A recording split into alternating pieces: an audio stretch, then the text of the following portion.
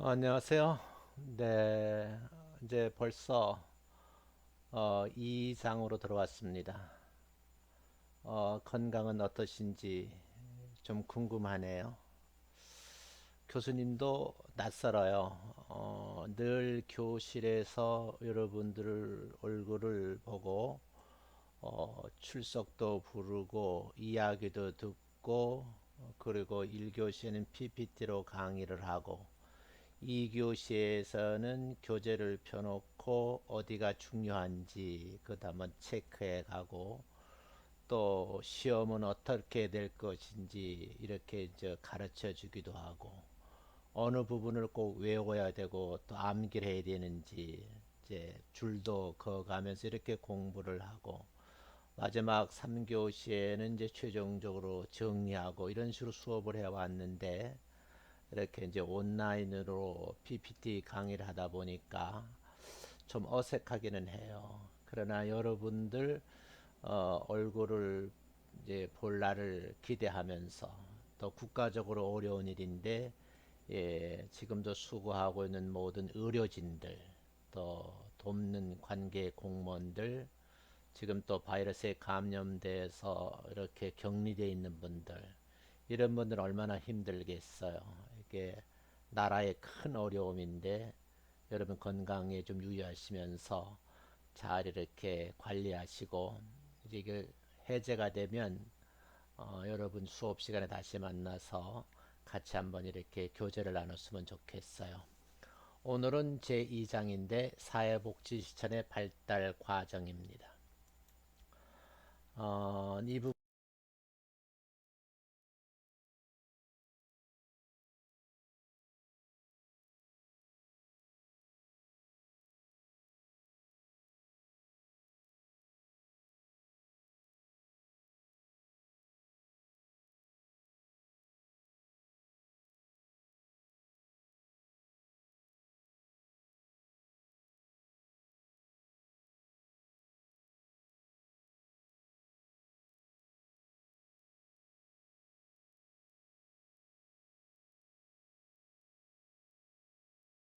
여러분들하고 그래 강의를 나누면서 저 목차를 보면 사회복지 실천의 그 과거의 역사가 어떻게 됐는지 그런가 하면 우리나라의 역사는 어떻게 됐는지 이번 주에는 이런 내용으로 강의를 진행하겠습니다.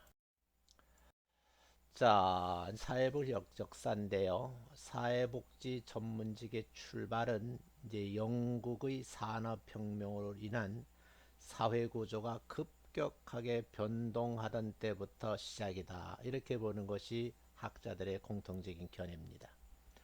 사회복지 실전의 초창기에는 그 나라의 어떤 문제, 그 사회 문제를 가지고 있는데 그 문제의 원인을 개인적 요인으로 찾을 것인가 아니면 사회적 요인 또는 환경적 요인에서 찾을 것인가 이 보는 견해가 두 가지가 있었다는 것이죠.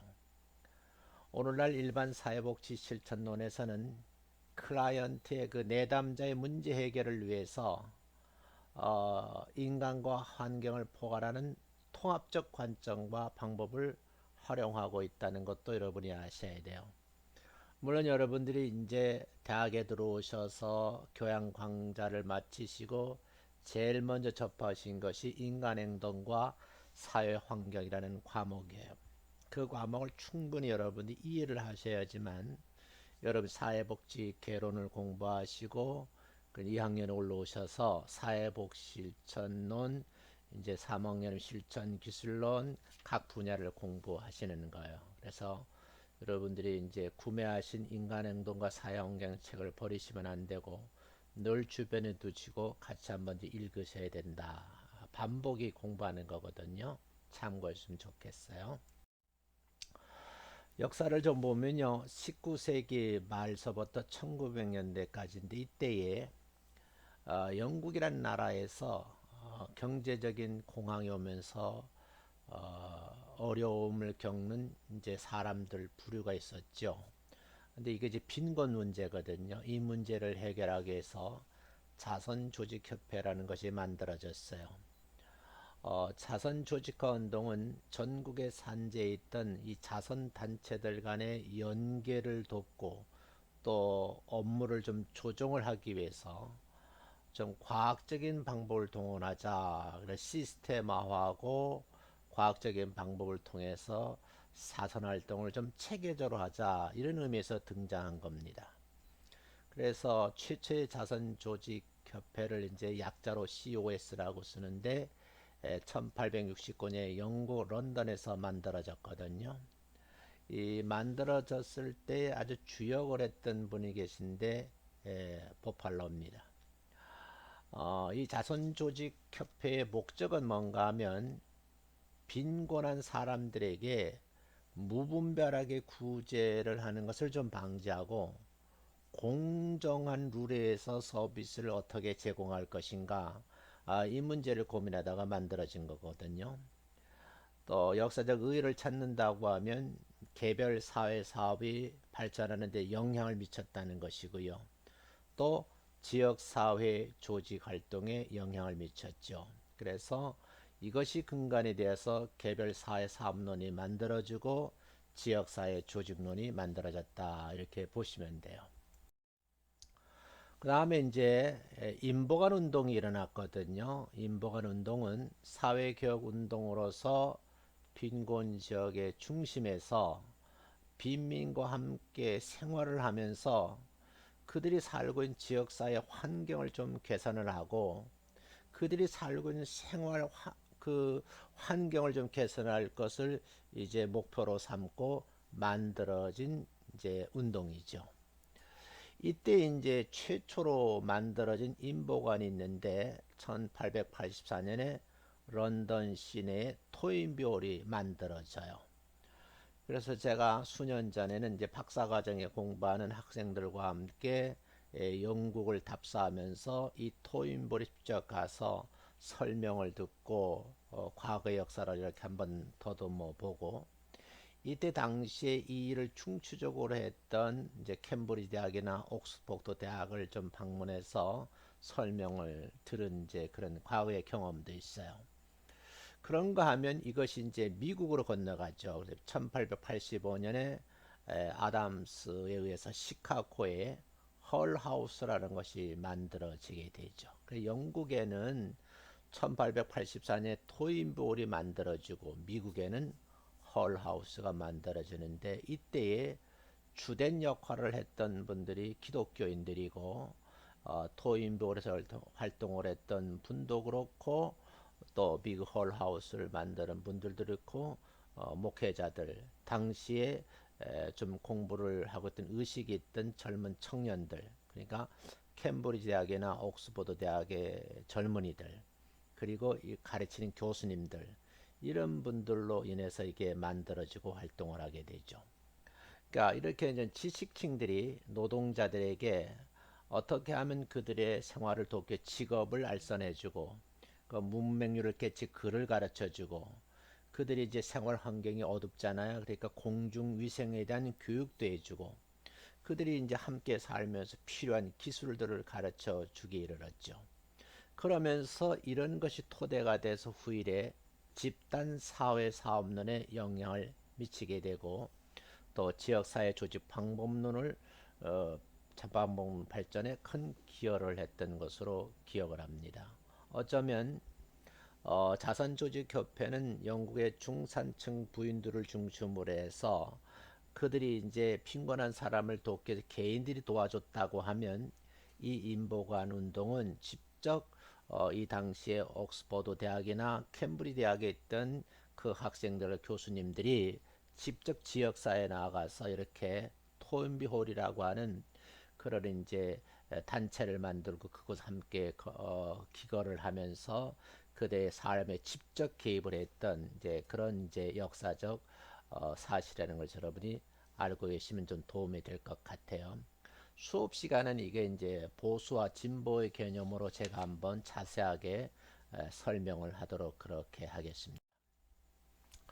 그 다음에 이제 이 1900년, 1920년인데 이런 세월이 지나면서 이게 그냥 하면 안 되겠다 싶어서 전문적인 교육을 할 필요가 있고 훈련할 필요가 있다 이렇게 생각을 했어요. 그래서 1898년에 뉴욕에서 자선조직협회의 후원하에서 최초로 교육이 이루어졌는데 그 여름 자선학교로 불리우는 6주간의 프로그램을 만들었어요.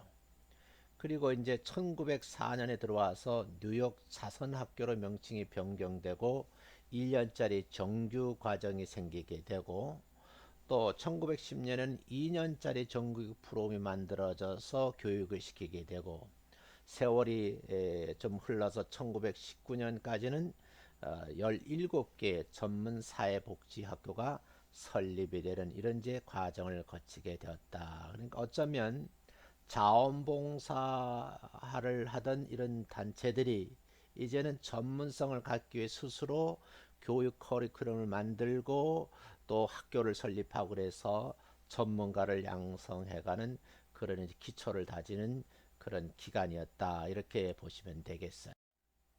자, 그러면서 이제 전문적 실전 활동이 이루어지게 되는데 1905년에 카보드라고 하는 의사 선생님에 의해서 최초로 매사추세츠 종합병원에서 이제 전문적인 실전 활동을 하게 되죠.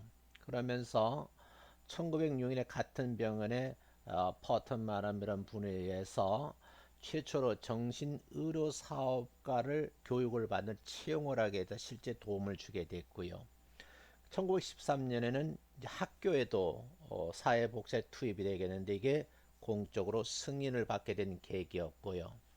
그 다음에는 이제 아동복지라든지 교정사회복지 등에서 이런 전문가들 투입이 돼서 활동의 폭이 좀 넓어지는 그런 시기가 바로 1900년, 1920년대에 일어났던 일들이다. 이렇게 보시면 될 것 같아요. 그 다음에 세 번째 이제 지식의 전문화가 되는데 이론화되는 것이죠. 그래서 여러분들이 많이 메리 리치몬드 여사를 기억을 하셔야 돼요. 또 시험에도 나올 거거든요.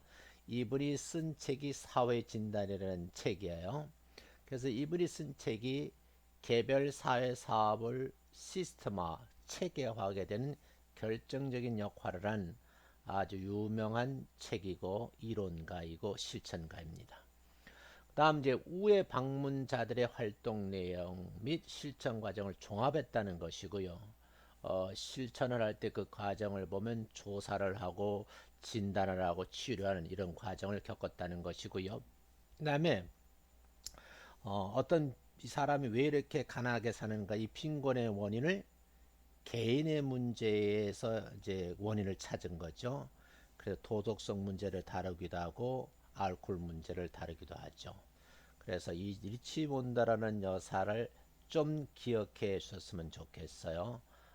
그가 이제 개별 사회 사업이란 무엇인가라는 책을 쓰셨는데 환경 속의 인간이라는 개념을 꼭 이렇게 사용하셨다는 것을 여러분이 기억해 줬으면 좋겠어요. 이 부분도 수업 시간에 좀 자세하게 오프라인 수업에서 함께 다루도록 하겠습니다. 그 다음에 네 번째 전문직에 대한 도전인데 1915년에 의학교육의 비평가인 플렉스라는 사람이 그 사회복지 실천을 하는데 그게 전문성이 있느냐 없느냐 전문직 이런 논쟁이 벌어지기 시작해요.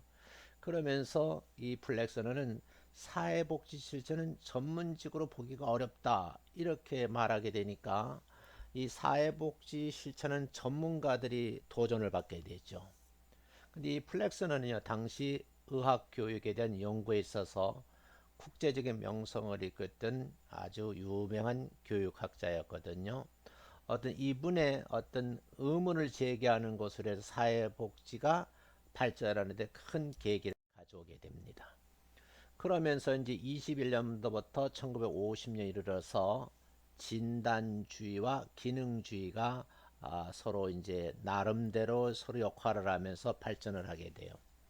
그러면 이제 의사들의 입장에서 봤을 때는 이제 진단주의라는 말을 쓰거든요. 이분들의 이제 주장과 특징을 보면 서비스 이용자가 지닌 문제의 심리적 측면을 중시했다는 것이고요.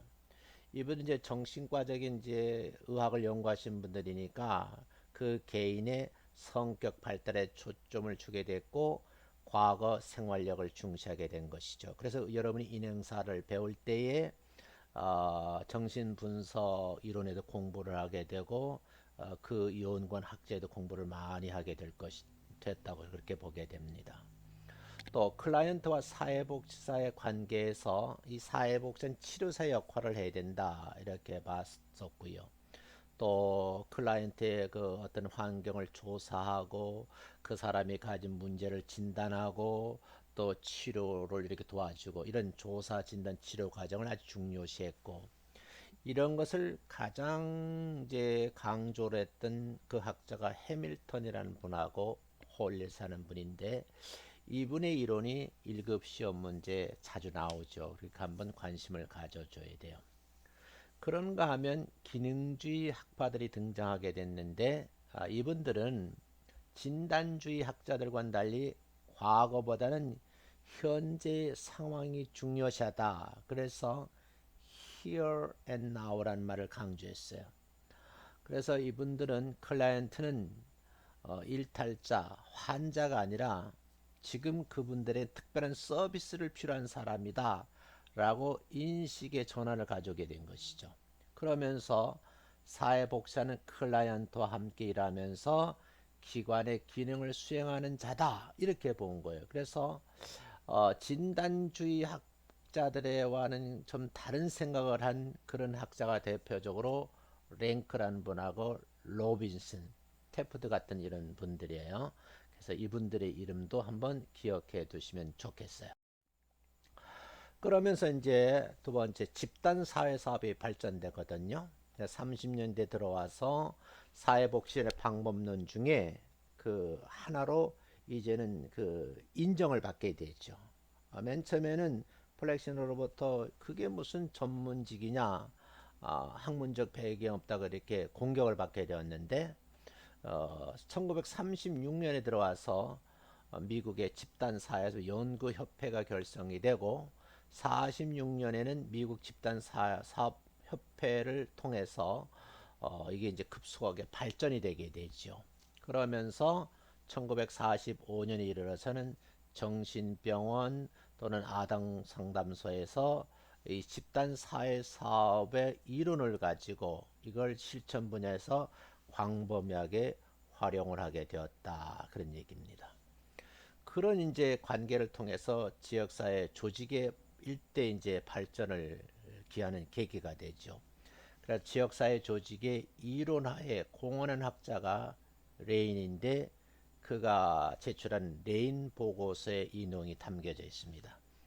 지역사회적의 개념을 정리하고 방법론, 활동 등을 이제 체계화했고요. 그런가 하면 그 지역의 주민의 욕구를 파악하고 자원과 자원과 조정을 하는 그런 기능으로 인식하고 있었다는 것이죠. 그러면서 1944년에 이르러서 9개의 사회사업 필수 교과목이 이게 흩어져 있던 걸 하나로 이렇게 만들어지는 이제 그런 계기가 되었고 46년에는 버팔로 미국 사회사업회의에서 지역사회 조직 연구회를 발족시키는 이런 일련의 발전이 이루어지게 되지요.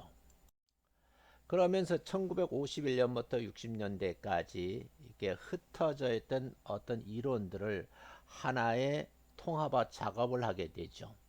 그것이 이제 펄만에 의해서 1957년에 개별 사회 사업이라는 이제 개별 사업서 문제 해결 과정이라는 저서를 통해서 기본적으로는 진단주의적인 입장을 취하면서 기능주의 견해를 수용해서 절충주의적 방식을 제시함으로써 진단과 기능의 논쟁을 종식시키는 이제 그런 아주 결정적인 역할을 했던 학자이면서 우리가 공부하는 분야에 아주 전문성을 남겨줬던 그런 인물이기도 합니다.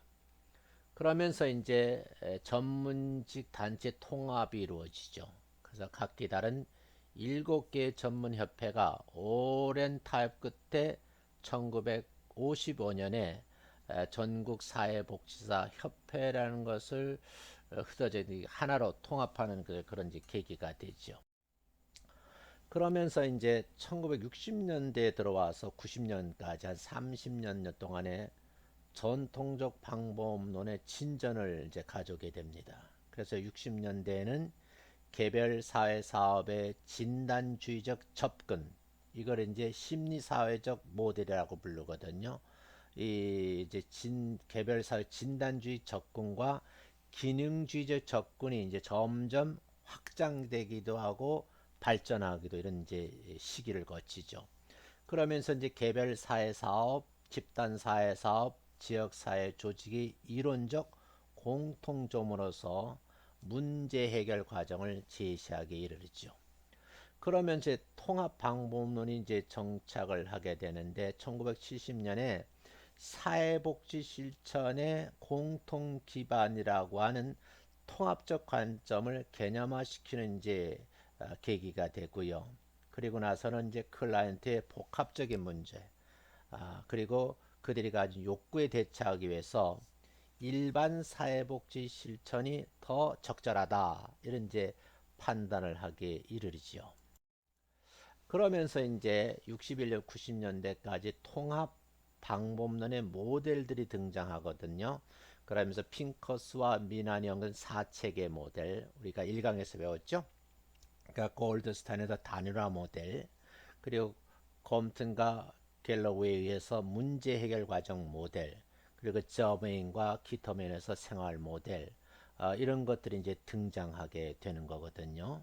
그래서 여러분들이 이제 온라인 수업이 끝나고 학교에 오시면 이런 이제 사체계 모델, 단일화 모델, 문제 해결적 모델, 생활 모델, 이것을 여러분들이 이제 가진 교재를 통해서 부연 설명을 하면 훨씬 더 이해가 빠르겠다.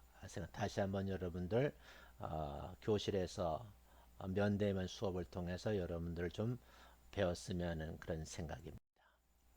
자, 그러면서 이제 이때 당시에 새로운 접근 방법이 개발돼요.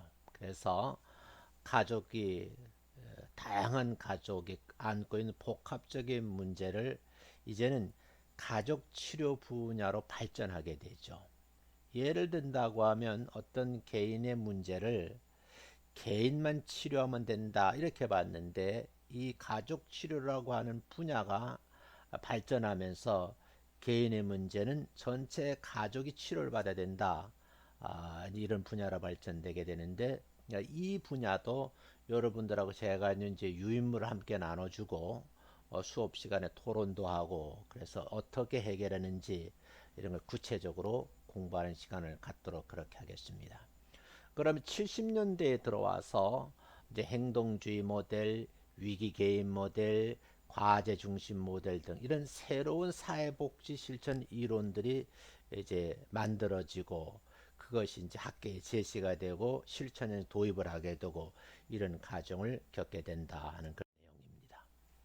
그러면서 90년대부터 현재 이르기까지 사회복지 분야는 복지 예산을 이제 삭감을 당하고 서비스가 축소된 압력이 일어나요. 그러면서 이것이 이제 사회복지 서비스 민영화라고 하는 새로운 패러다임으로 바뀌게 되면서 보수지정 분위기에 영향을 미치기도 한다 하는 것이고요.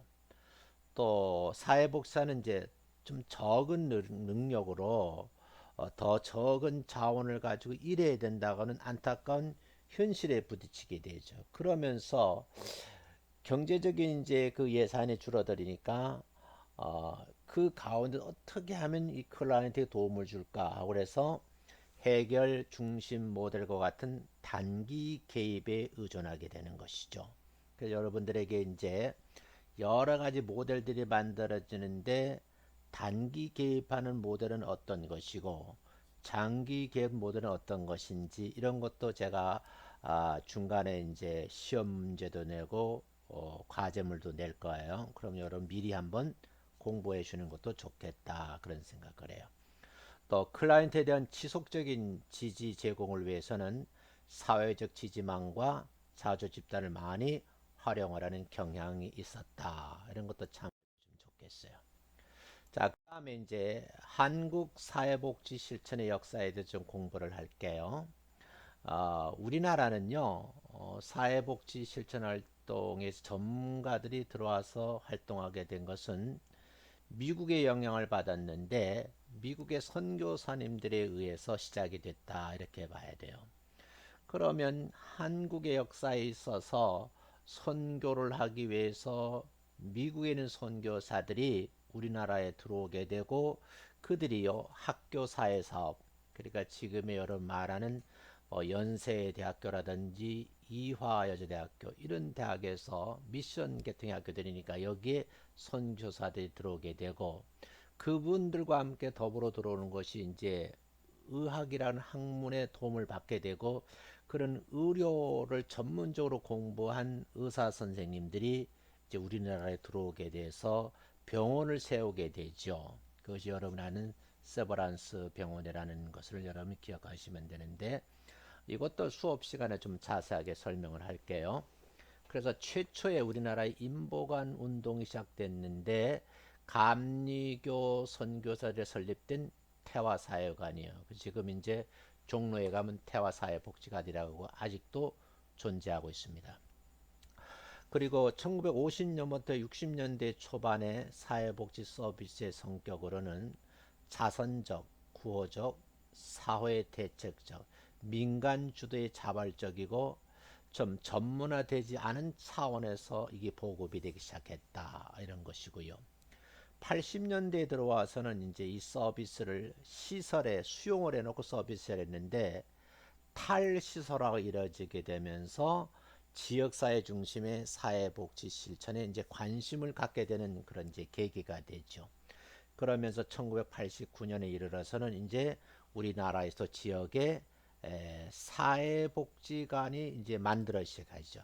그래서 사회복지관 설치 운영 규정이 이제 만들어지게 되고 각 시도 단위의 지역사회 종합복지관들이 이제 만들어지기 시작했다는 것 이게 여러분이 알게 되고요.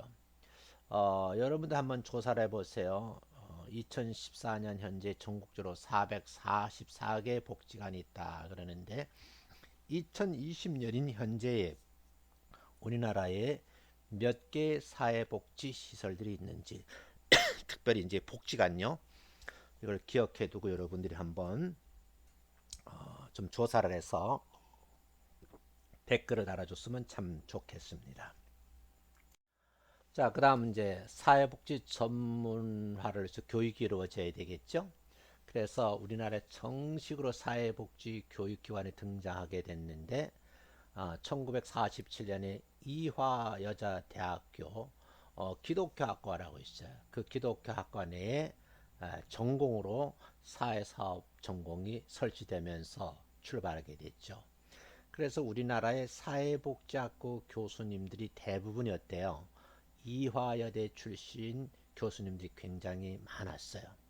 그런 다음에 이제 여러분이 알게 되는 대로 강남대학교, 지금의 대구 대학교 이런 것들이 이제 강남사회복지학교, 대구사회복지학교 이런 거 세워지면서 전문가들이 양성되면서 대부분 초창기에는 이화여대 출신들, 강남대학 출신들, 그리고 대구대학 출신들 이런 분들이 우리 사회복지학과 학계의 교수님들로 많이 등장을 하게 되죠. 사회복지 교육은 2년제, 4년제 대학도 있고요. 대학원에 사회복지학과가 설치되어 있는 그런 것도 있고 현재는 사이버 대학에도 굉장히 많이 개설되어 있고요. 평생교육원에서도 사회복지 교과 과정을 운영하고 있는데 이건 국가평생교육진흥원에서 운영하게 되고 정식으로 과목을 인정받게 되면 140학점 이상 이수하게 되면 교육부로부터 학사 학위를 주는 이런 과정도 있습니다. 그러니까 교수님도 대학에 들어와 신학을 공부하게 되고 대학원에서 이제 사회복지를 공부하게 됐죠. 그리고 이제 대학원에 들어와서 석박사 과정을 공부하게 됐는데 조금 좀 공부하고 싶어서 이렇게 이제 사이버 과정을 공부하고 또 오프라인에서 공부도 하고 그래서 이런 학점 운영제를 통해서 사회복지사 신학사 외에 사회복지학사 자격을 취득하기도 하고 또 원격을 통해서 여러분이 알고 계시는 이제 세계에 흩어져서 이제 서비스를 하려고 보니까요. 한국어를 가리키는 교육이 좀 필요하다. 그래서 교원 자격도 교수님은 이제 취득하고 이런 과정을 겪었어요. 끊임없이 이제 이 분야 공부하시는 분들은 여러 내용을 공부를 하셔야 되죠. 자, 그러면서 사회복지 전문직 단체가 우리나라에 생기게 됐어요. 그래서 최초로 사회사업 전문직 단체로 한국 이제 협회가 만들어지게 됐다. 그게 1965년도고요. 67년에 이르러서 한국의 케이스 워커 협회가 만들어지기도 하고 이것들이 이제 만들어 1980년에 한국 사회복지사 협회라는 명칭으로 변경돼서 현재 가장 큰 단체로 활동을 하고 있다. 이렇게 보시면 되겠습니다. 그리고 이제 사회복지 법제 및 전문 인력을 양성해야 되겠다. 그래서 정식으로 1970년에 제정된 사회복지사업법이 만들어지게 되고 이 법에 의해서 사회복지법인, 시설, 인력 등에 관한 규정을 이제 법으로 만들게 되죠. 그러면서 사회복지 서비스 분야 더불어 정부가 주관하는 이제 공적 사회복지 제도의 기틀이 마련. 전에는 모르겠어요. 선교사들에서 민간 사회복지로 이루어졌는데 이거 이제 공적 사회복지 제도가 만들어진 기틀이 되었다. 그리고 1987년부터 공공 영역에서 생활보호 사업을 담당하는 사회복지 전문 요원들을 이제 전국 읍면동사무소에 배치하게 되었죠. 이때에 사회복지사 자격을 가지고 있는 분들을 정부나 지방정부에서 채용을 해서 서비스를 하게 됐다는 거예요. 그래서 마침내 사회복지 전달 체계를 확립하는 시기가 되었고 1999년부터 사회복지 전문요원에서 사회복지 전담 공무원으로 명칭이 변경되게 됐고요. 1997년에 1급 사회복 자격 취득을 위한 이제 국가 시험이 실시가 됐어요. 그래서 지금 현재도 1급은 시험을 봐야 되는 거거든요. 2급은 일정 교과목을 이수하고 실습을 마치면 이제 검정 과정을 거쳐서 여러분 학위를 취득하고 관련 교과목을 이수하게 되면 무시험 검정으로 주어지게 되는데 현재 1급은 시험을 봐야 된다 그런 얘기예요. 그런가 하면 1997년에는 정신보건법이 시행이 됨에 따라서 정신장애인들의 치료 및 재활을 돕기도 하고 지역사회 복귀를 위해서 정신보건사회복지제도가 만들어지고 이런 분들이 이제 양성됨으로 있어서 이 분야의 중추적 역할을 담당하게 되었다 그런 얘기입니다. 자, 오늘 이제 여기까지 여러분들 공부를 마치고요. 너무 어려워하지 마시고 여러분들이 이제 주 교재도 보셔야 되는데 객관식 시험 문제 같은 경우는 여러분 이제 오프라인 수업에 들어오시면 제가 일일이 다 체크해 드리고 또 문제 풀이도 하고 이렇게 너무 걱정하지 마시고요. 또 주관식 시험 문제도 여러분 너무 당황하지 마시고 제가 여러분들을 돕는 차원에서 시험을 좀 쉽게 낼 수 있는 방법을 찾아서 여러분을 안내해 드릴 테니까 너무 걱정하지 마시고 좀 긴장 푸시고 자연스럽게 공부하시다가 수업 시간에 다시 뵙도록 하겠습니다. 수고 많이 하셨습니다. 감사합니다.